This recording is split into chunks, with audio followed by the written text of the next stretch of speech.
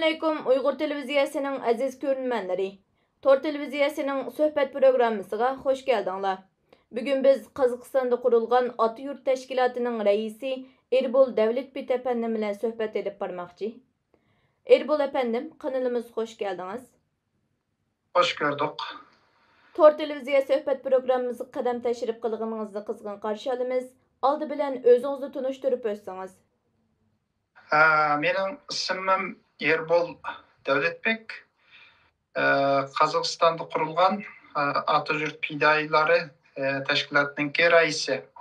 Bizning bu tashkilot 2017-yili boshlangan Xitoydagi zo'r ko'lamlik tutqun qilish, lagerga solash, turmalash, mana irqiy qirg'inchilik siyosatining eng yuqori baliga ko'tarilayotgan vaqtida fidoyilardan qurilgan. Fidoyilarning o'z ixtiyori bilan yig'ilib shunda tashkilot bo'lgan edi. Ondan shu Xitoydagi qirg'inchilikni alam matbuotlarga anglatish, butun dunyoga bildirish uchun kurash qilgan fidoyilardan tashkillangan tashkilot.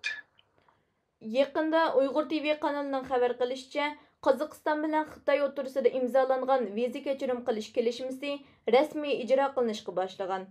Sizce bu kelishimning Qozog'iston qanday foyda ziyonlari bordi? Bu kelishim hozir jiq odamlar bilmayapti buni. Buning ishga kirishib ketganiga 1 yildan eshib ketdi. Qozog'iston grajdanlarining vizasiz Qozog'iston territoriyasiga kirish, 14 kun turish, ijro bo'g'li 1 yildan eshib ketdi. Biroq amaliyotda pandemiya bo'lib, Qozog'iston Xitoy chegarasi yepiq bo'lg'achqa, buni jiq odamlar bilmadi-da. Keyin bu chegara yechilgandan keyin odamlar kelishib boshlagandan keyin bildi. Ondan keyin bu yil yana 5-oyning 18-kuni Xitoyning Xi'an shahrida O'rta Osiyodagi 5 davlat boshliqlari bilan Xitoy birga yig'in o'tkazdi. Shu yig'inda bu burunqi 14 kunni 1 oy uzartish. 1 yilning ichida Xitoy grajdanlari Qozog'istonda 180 kun turishga ruxsat berish. Shu narsalar yana imzolandi. Bu ikkinchi qitim ma'u imzo. İki davlat o'rtasida bo'layotgan. Buning hamda foydasi, yana ziyini deganda buning foydasidan ziyini ko'p. Albatta. Ziyini ko'p bo'lgan sabab Xitoy bu Sharqiy Turkistonni algan bilan onun bilan to'xtab qolmaydi. O azaldan onun maqsadi bir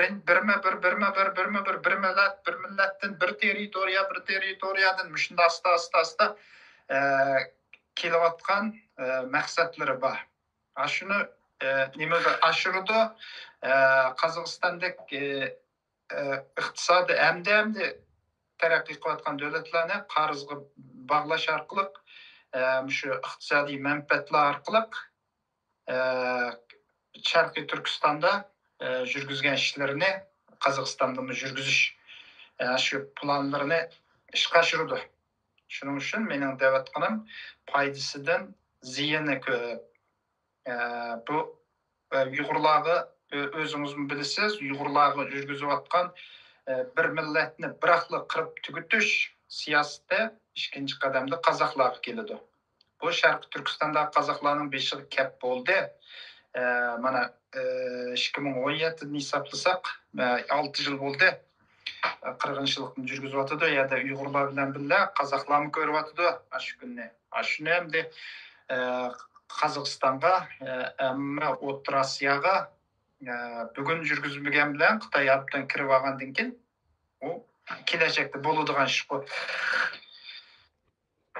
Sizce O'rta Osiyo davlatlari Uyg'urlarning yashayotganlarini ko'rib turib, Xitoydan iborat bu xatarni tunib yetmadimi?